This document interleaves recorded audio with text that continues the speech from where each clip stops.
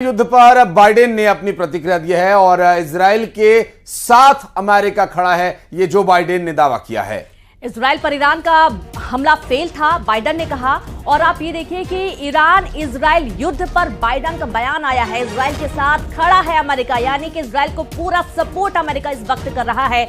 Biden ने साफ कह दिया है इजराइल पर ईरान का हमला फेल था और जिस तरीके से 200 मिसाइलें दागी गई हैं और इसकी तस्वीरें भी सामने आई हैं, तुरंत एक बैठक भी बुलाई गई थी।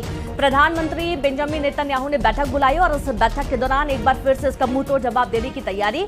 और आप ये देखिए कि जहां पूरे विश्व में तमाम जो अंतर्राष्ट्रीय स्तर पर संघर्ष विराम की कोशिश की जा रही थी कि शांति व्यवस्था बने, शांति बने, इस तरीके का जो युद्ध हो रहा है वो खत्म हो, क्योंकि इससे आम इंसान की जान दांव पर लग जाती है। लेकिन अब ये जो युद्ध शुरू हुआ है ये रुकने का नाम नहीं ले रहा है।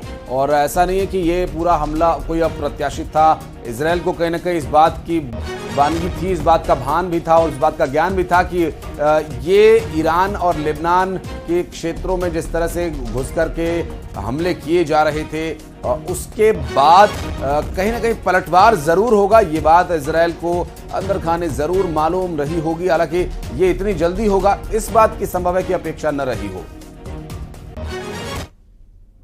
Actively supported the defense of Israel, and we're still assessing the impact. But based on what we know now, the attack appears to have been defeated and ineffective.